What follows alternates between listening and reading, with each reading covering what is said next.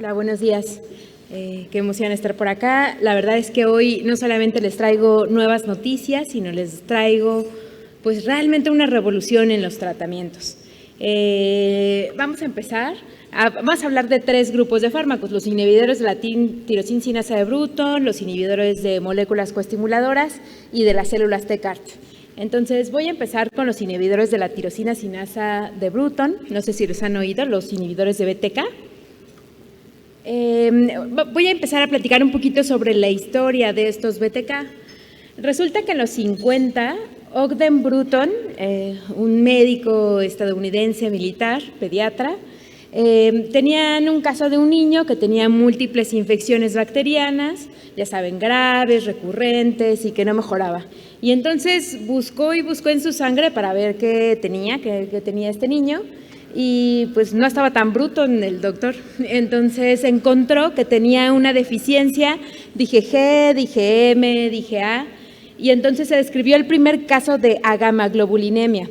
Afortunadamente le dieron tratamiento con inmunoglobulina y entonces mejoraron sus infecciones, que eso pues la verdad fue maravilloso. Años más tarde encontraron que esta enfermedad se debía a una deficiencia en un gen y que ese gen no codificaba una enzima, que era la enzima BTK. Ya le pusieron BTK, Bruton tirosina sinasa, en nombre del doctor.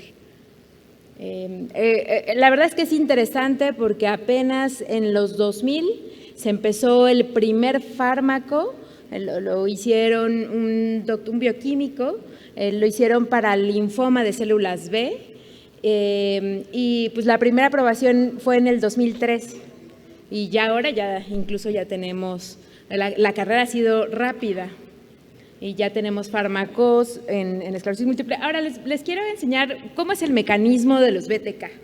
El mecanismo de los BTK, a ver cómo les señalo acá. Ya. Miren, aquí tenemos una célula, un linfocito B.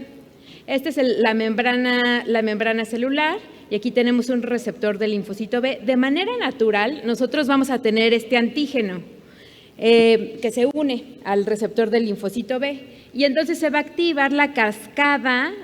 ¿Qué tendría que hacer cuando nuestro cuerpo detecta un antígeno? Pues tenemos que producir inflamación. Entonces vamos a activar una cascada, se van a fosforilar LIN y SIC y estos a su vez van a activar a nuestra enzima BTK.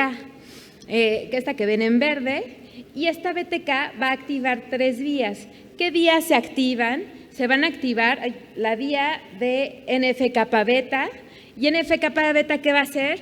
Va a transmitir señales desde el citoplasma hacia el núcleo para producir genes y que le digan al núcleo del linfocito B: el día de hoy no quiero ningún linfocito muerto, necesito que sobrevivas, ningún linfo muerto. Van a activar la vía ERK, que es una vía que va a empujar a la célula para que se vaya hacia el ciclo celular y que se promueva la proliferación de linfocitos. En general, las vías son bastante complejas, pero en realidad lo que se busca es que se tenga proliferación, supervivencia y maduración. Entonces, por ejemplo, ¿qué son los inhibidores de la BTK? Pues es muy sencillo. Es importante señalar que no son anticuerpos monoclonales, porque bueno, ya todo es anticuerpo monoclonal. Los inhibidores de la BTK, miren, aquí le puse en rojito a la enzima, aquí está el ibrutinib. Se une a la enzima y entonces inactivan a la enzima y ya no corren las cascadas. Y si no hay proliferación, no hay supervivencia y no hay maduración del linfocito, pues entonces tenemos un linfocito detenido en etapa pre-B, y si ya estás en etapa pre-B, pues ya no puedes hacer células plasmáticas, ya no puedes producir anticuerpos, ya no puedes hacer nada de lo demás. Entonces, ese es el mecanismo de acción de estos nuevos fármacos. Cosas interesantes es que, bueno, aquí les enseñé en un linfocito B, pero también se han descrito muchos efectos, por ejemplo, en los mastocitos, en los macrófagos y en los neutrófilos. En los mastocitos fue tan importante que se creó un fármaco que se llama el masitinib, que se usa para tratar los mastocitomas, que son tumores de mastocitos, en los perros. Otra de las cosas, sí, yo creo que lo más importante de los inhibidores de la BTK es que actúa sobre la microglia. Y para nosotros en esclerosis múltiple es muy importante la microglia, porque si ustedes se acuerdan que esta foto nos las hemos pasado en 1000 congresos y nos habla de las PRLs, ¿no? Las lesiones de borde paramagnético, y sabemos que hay depósitos de microglia alrededor de las lesiones crónicamente activas. Y esas macrófagos, ¿qué nos van a producir? Lo que expira, progresión independiente de recaídas. Entonces, cobran mucha relevancia que tengamos fármacos que nos van a actuar ya no solamente en el linfocito T y en el B, sino también en microglia. Y otra cosa interesante de este grupo farmacológico es que también actúa sobre las integrinas. ¿Sí se acuerdan qué medicamento actuaba sobre BLA4? El famosísimo natalizumab. Entonces, nada más que natalizumab sí lo bloquea, es un anticuerpo monoclonal que bloquea esta integrina, y entonces si bloqueas esta integrina impides el paso de los leucocitos a través de la barrera hematoencefálica. Aquí no es un bloqueo completo, solamente es una disminución funcional. Y bueno, vamos a empezar a platicarles los descalabros de los BTKs. Este fue el primer descalabro que tuvieron.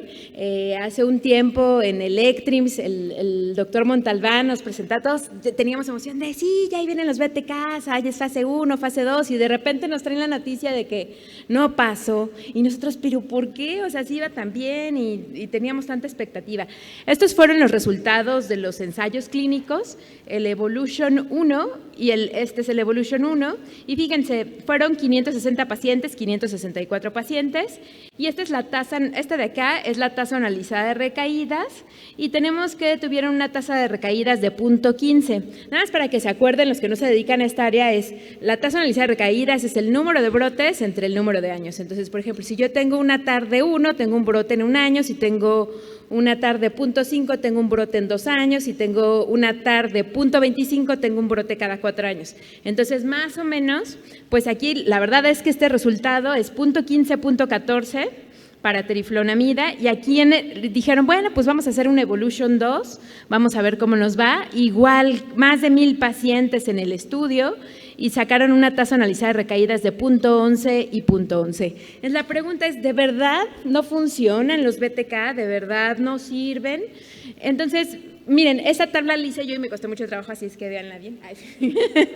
O sea, estoy buscando ensayo clínico por ensayos clínicos. Entonces, por ejemplo, van natalizumab, fíjense, en el estudio AFIRM, que son como los estudios pivotales fase 3, tuvo una TAR de 0.26 con su comparador el placebo. O sea, la verdad estaba más alta, tenían más recaídas. Ocrelizumab tuvo una tasa analizada de recaídas de 0.16 en el estudio OPERA 1 y 2.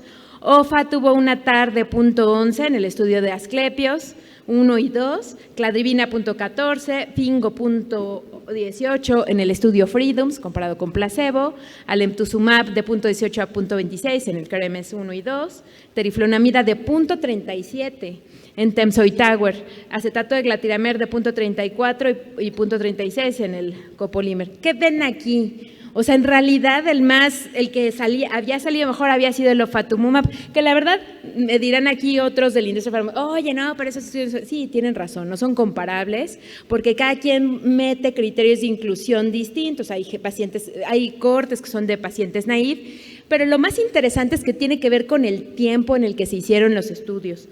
Estamos viendo que, por ejemplo, aquí decimos, pero ¿por qué lo que tenemos? Me regreso a esta diapo.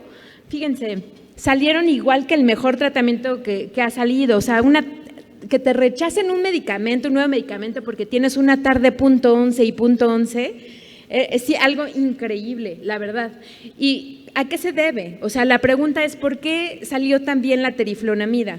Y lo que se cree, que estuve buscando y dije, ¿pero por qué? Yo era la primera curiosa de preguntarme por qué había salido así. Y lo que se cree es que las poblaciones ahora son distintas. Antes se habían hecho, muchos de estos otros estudios se habían hecho, por ejemplo, en Europa del Este. Los pacientes tenían muchas más recaídas, eran pacientes que no habían tenido oportunidad de una primera terapia. Pero la verdad es que ahora les cuesta mucho más trabajo a los reclutadores de ensayos clínicos empezar pacientes que no hayan tenido nada, que no hayan tenido oportunidad.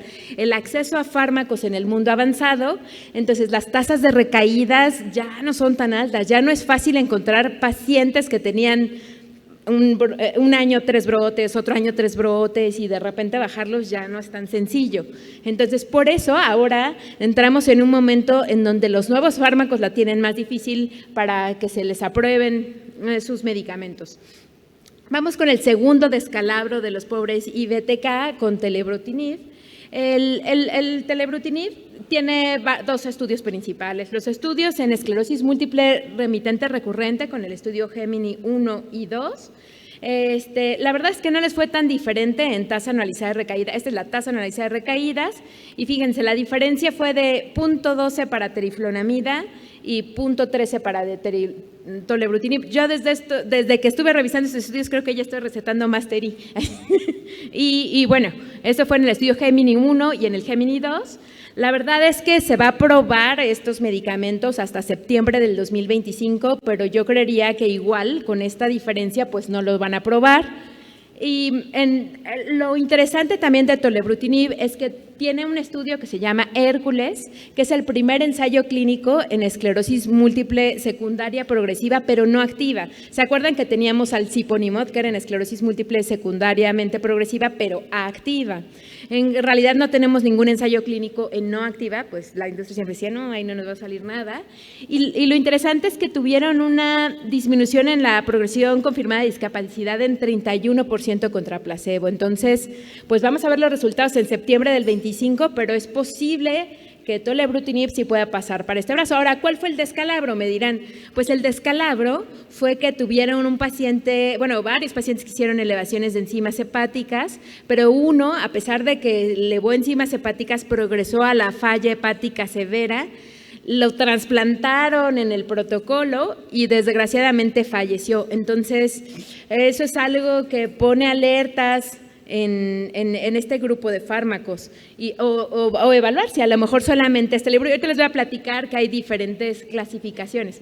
Entonces, miren, en general esta es la que les quería platicar. Tenemos algunos que son reversibles e irreversibles. Van como por generaciones de BTKs. Los más viejitos son los irreversibles, que se unían irreversiblemente a la enzima, pero que también tienen un poquito más de efectos adversos. El fenebrutinib de Roche es el más nuevo y entonces es el único reversible, que esa es una ventaja para Roche, que podría anunciar. Remibrutinib es el que tiene, los de Novartis podrían presumirnos que tienen el medicamento que tiene la mejor penetración en sistema nervioso central. Y ahí están en estudios fase 3 en curso. La verdad es que no hay muchos datos, por eso no veo cómo van. Los de pobre de Merck que venían con el evobrutinib ya fueron rechazados. No sé si en algún momento puedan hacer algún ajuste o algo más. Y bueno, ahí va el de Biogen de orelabrutinib. Y ahora vamos a pasar con las inhibidores de las moléculas coestimuladoras. Vamos a empezar con un medicamento que se llama frexalimab. Ahora en el ECTRIMS lo presentó el doctor Giovannoni. Es un medicamento, un grupo de fármacos interesante. De hecho, hubo una primera generación de inhibidores de moléculas coestimuladoras. ¿Qué es esto de los inhibidores de las moléculas coestimuladoras? Bueno, pues como nos acordamos en inmunología, para que un linfocito B se active, a veces se puede activar, pero no se activa con tanta potencia y a veces el linfocito B puede caer en anergia. Entonces, a veces necesita que otra célula libere una molécula coestimuladora y le diga, actívate y con fuerza. Esto es lo que está pasando, por ejemplo, aquí. Aquí tenemos, se llama vía CD40, que está en el linfocito B, y CD40L, que es el L es el ligando, se une CD40 con CD40L, y esta unión pues va a generar una activación más potente del linfocito T. Claro que esto no solamente lo hacen con un linfocito T, también lo hace con un macrófago o con una célula dendrítica. En las primeras generaciones de estos inhibidores de enzimas coestimuladoras, le hicieron una modificación aquí en las regiones hipervariables para hacerlo a una mejor unión Y fíjense que las primeras generaciones se unían a una cosa que se llamaba FC gamma 2A, R2A, y eso hacía que tuvieran trombos. Entonces le hicieron una mutación a la segunda generación para que no hubiera eventos trombóticos y en realidad ya no han dado problema en ese aspecto. Entonces, cosas interesantes. Tenemos este grupo de fármacos, también está padre porque nos actúa a nivel de los linfocitos B, al nivel de los linfocitos T, a nivel también de macrófagos y microglia y células dendríticas, e incluso a nivel de las células endoteliales, disminuyendo la barrera hematoencefálica.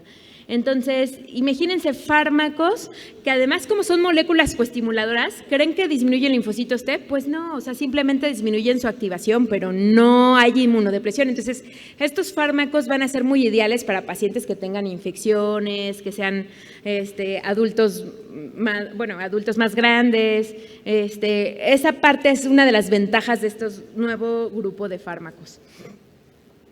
Estos son los estudios clínicos del Frexalimab. La verdad es que fíjense, los resultados son muy… Estos obviamente son estudios 2, entonces la cantidad de pacientes son chiquitos, ahí todavía incluso le pusieron placebo. Compararon el Frexalimab subcutáneo de 300 miligramos con el Frexalimab intravenoso.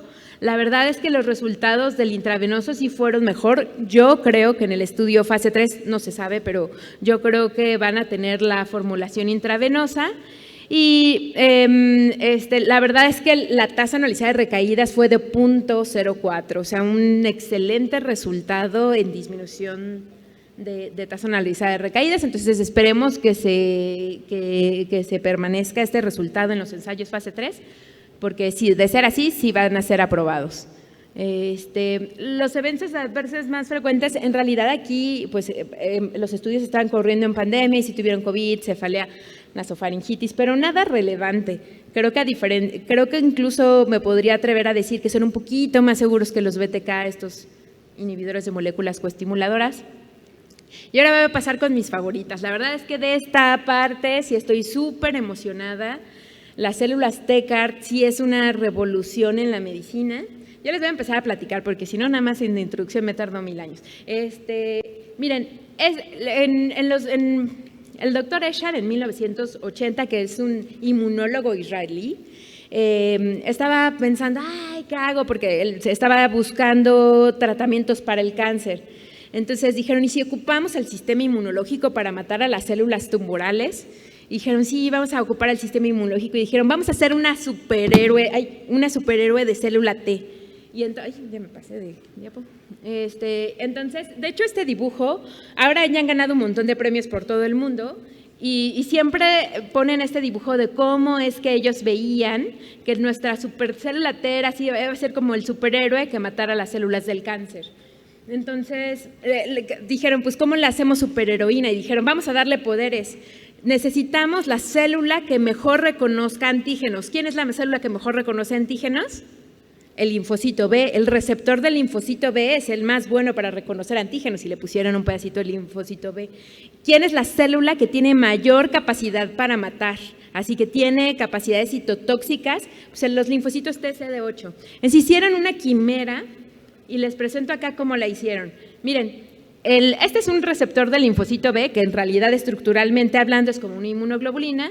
Si se acuerdan, las azules son las cadenas pesadas, las moradas son las cadenas ligeras, esta parte de aquí son los dominios constantes y esta parte de acá son los dominios variables. Los dominios variables, acuérdense que nos dan el reconocimiento de antígeno. Entonces le quitaron esto que vemos aquí en el recuadro de color rojo, se los quitaron, los unieron ahí, acá, y esto de aquí es un linfocito T. Y aquí tenemos el dominio extracelular, el de transmembrana y el dominio intracelular. Realmente el dominio extracelular, el de afuera, es el del reconocimiento de antígeno y todo lo de adentro tiene que ver con cómo activamos a nuestro linfocito T. Tiene que ver con qué arma lleva el linfocito T, lo de afuera, cómo reconoce cosas. Vamos a platicarles cómo son las terapias, cómo empezaron. Cómo se hace es, se recolecta la sangre periférica del paciente, después se hace un aislamiento de las células T, de esas se les pone un lentivirus o retrovirus y entonces se les modifica por ingeniería genética que se vaya al núcleo ese lentivirus y que se produzca el receptor CAR que ya vimos, ¿no? No todos los linfocitos T que se pongan en el cultivo van a ser CAR, solamente el 20%, entonces lo seleccionan, dicen sí ya quedó CAR y una vez ya lo multiplican y se lo vuelven a inyectar al paciente. Por eso es el tratamiento de T-CAR autólogas, porque es del paciente al paciente. Ahora ya no solamente hay autólogas, luego ya les contaré que también ya hay células T-CAR halogénicas y entonces así la industria farmacéutica puede vender mejor, porque ya no, antes este proceso cuando empezó tardaba 6 meses, o sea, de aquí a que le quitaban la sangre, les hacían toda la parte de ingeniería genética para modificarlas y luego se las ponían a pasar al paciente 6 meses. Entonces el paciente ahí en brote y súper mal. Y pues la verdad es que algunos cánceres tampoco podían esperar. Y bueno, vamos a hablarles de las generaciones, o sea, lo que ha avanzado, que eso a mí me fascina. Como les decía, la parte de afuera son los dominios variables de nuestra CAR. Y en la primera generación tenía CD3Z, que es nada más un dominio de activación y expansión de la célula T. En la segunda generación tenemos, que aquí fue la revolución, en 2010 trataron al primer paciente con leucemia linfoblástica aguda y era un paciente que ya había sido tratado con la terapia convencional de los hematólogos y que había tenido fracaso a tratamiento, ya estaba súper mal. Y de repente hizo remisión de la leucemia. Entonces los médicos estaban así de, ¿qué? Ya no tiene leucemia el paciente y después tuvo una sobrevida de no me acuerdo cuántos años, pero fue súper bien. Y todo fue porque es que esto como que sí activaba, pero no era completo y no lograba matar a las células del cáncer. Pero ya aquí cuando le pusieron, digamos, esta segunda generación es la de 2 dominios de coestimulación. En la tercera generación le aumentaron un dominio que le diera mayor potencia al linfocito T y mayor capacidad de sobrevivencia. En la cuarta generación ya metieron la tecnología de ingeniería genética y entonces le metieron las tecnologías. ¿Han oído hablar de la de CRISP? Que es como la que ganó un premio Nobel, y lo que hacen ya es insertar genes adentro del núcleo para que se produzcan proteínas y se produzca lo que sea. Utilizan todo el aparato de nuestro ADN para producir genes. Entonces ya les metieron genes que nos producen interleucina 12 y entonces esa interleucina 12 es proinflamatoria y le va a dar mayor capacidad citotóxica. Pero después vieron que teníamos un montón de complicaciones con las T-CAR. Ya les hablaré de los efectos adversos, pero producíamos mucha inflamación con T-CAR y entonces dijeron, necesitamos ponerle un mecanismo por si se nos pasa la mano, ¿no? Porque de repente teníamos demasiada inflamación y le pusieron la vía JAK-STAT. Esta vía, nosotros tenemos ruxolitinib, no sé si lo han oído, que es un medicamento, que es un inhibidor de esta vía. Entonces, eso se lo pusieron porque dijeron, si en algún momento tenemos un síndrome clínico muy severo, en donde las células T tengan demasiada inflamación, pues podemos poner este medicamento que ya lo conocemos y se inactiva un poco la inflamación. Bueno, ¿en qué cosas se ha aprobado las T-CAR? Se han aprobado en un montón de enfermedades autoinmunes. Miren, por ejemplo, en esta diapositiva se aprobó en lupus, en artritis reumatoide, en diabetes mellitus tipo 1. Bueno, no aprobado. O sea, hay ensayos clínicos. En esclerosis múltiples, en NMO, hay ensayos clínicos, miastenia, pénfigo vulgar, que es de lo que más tienen estudios, enfermedad inflamatoria intestinal, síndrome antisintetasa, síndrome de Sjögren, neuropatía motora multifocal. O sea, y me quedo muy corta. Y lo interesante, fíjense, el mundo cambió en el 2017 cuando entró la primera aprobación de células T-CAR. Lo hizo Novartis con este fármaco Kymriah en leucemia linfoblástica aguda. Cosas interesantes es que se llama tisangenleucel, Cuando vean la palabra, esto de leucel, es que significa que viene derivado de leucocitos, y cuando vean gene, pues es terapia génica, y cuando pues ya los vean combinados es de leucos y de genes. Y bueno, vamos a ver los estudios clínicos de las terapias TCAR en esclerosis múltiple. Fíjense que algo interesante, bueno, no sé, yo creo que es un error, es que en terapias TCAR los ensayos clínicos que están corriendo dijeron, no, en esclerosis múltiple remitente recurrente ya hay muchos ensayos, ya hay muchas moléculas, vamos a avanzar en progresivas. No hay casi todo es en progresiva, no hay casi estudios en remitente recurrente.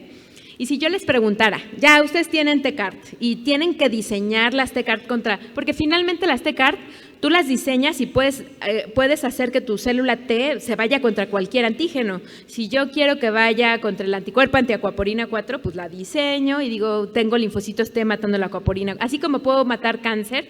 De hecho, cosas interesantes en neurología es que empezaron a hacer protocolos para tratar no solamente tumores hematológicos en sangre, sino, bueno, cáncer en sangre como leucemias, linfomas, sino que ya se fueron a los tumores sólidos. Y cosas interesantes es que, por ejemplo, empezaron a tratar neuroblastoma, glioblastoma multiforme, y ahí van en el objetivo de matarlo. Ahora, si yo les preguntara a ustedes, que muchos ven mucha esclerosis múltiple NMO, ¿contra qué antígeno diseñarían sus TCAR? La verdad es que lo que hay, ¿qué escogieron? Digamos, la industria farmacéutica escogió lo que ya tenían, escogió CD19, entonces ¿qué va a matar? Pues linfocitos B. Entonces yo digo, ay no, ¿por qué contra CD19? Pues si ya tenemos anticuerpos contra CD19 o contra CD20, ¿por qué hicieron lo mismo? Pero bueno, lo hicieron. Luego también escogieron como antígeno un antígeno de maduración de células B. Y entonces este antígeno de maduración de células B también, si vamos contra ese antígeno, también nos va a disminuir la cantidad de células B. La verdad es que hay proyectos, la verdad están muy en pañales, están in vitro, de que con células TCAR nosotros podamos hacer TCARs.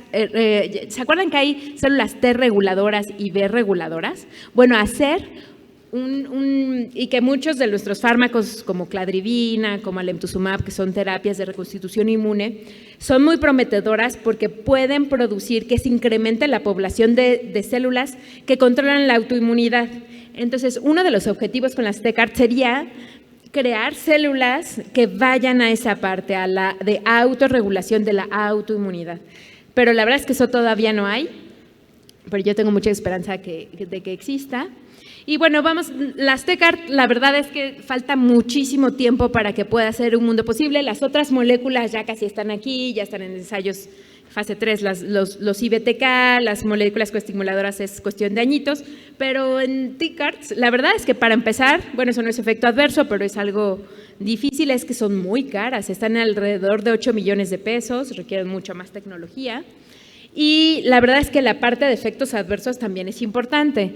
Pueden llegar a ser un síndrome de liberación de citocinas, que hasta cierto punto, bueno, es como, saben, ¿no? La hipotensión, el choque, ¿no?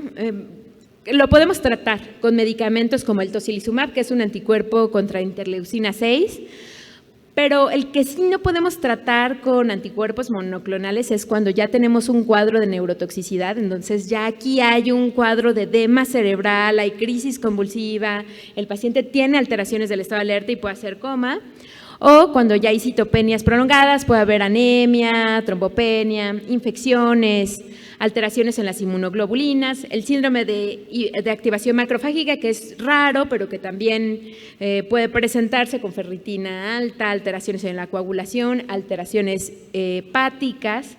Y entonces sí vamos a tener que estar, si hacemos TCARs en algún momento, pues la verdad es que el monitoreo debe de ser mucho más estrecho. Y bueno, con esta diapositiva yo termino. La verdad es que la revolución de las TCARs es impresionante. Al principio, como les contaba, teníamos células T que se usaban lentivirus para producir TCARs, pero ahora, a partir del 2017, ya existe una tecnología que se llama nanopartículas. Estas nanopartículas se inyectan en la sangre de los pacientes y las nanopartículas tienen la capacidad de entrar a la célula, al linfocito T, ahí se rompen, liberan ARN mensajeros, se introduce nuestro ADN lo lee, produce la proteína y tenemos nuestro TCAR. O sea, ya no tenemos que sacar las células, ponerlas en cultivo, hacer la ingeniería genética fuera. O sea, ya así, órale tus nanopartículas y se te van a hacer tus TCAR. Yo digo, wow, ¿en qué mundo estamos? Que ya tenemos todo este conjunto de tecnología, de avances en la inmunología, en terapia génica. Entonces, la verdad es que yo termino con esta frase: la tecnología avanza tan rápido que lo de hoy parece ciencia ficción, mañana será rutina. Muchas gracias.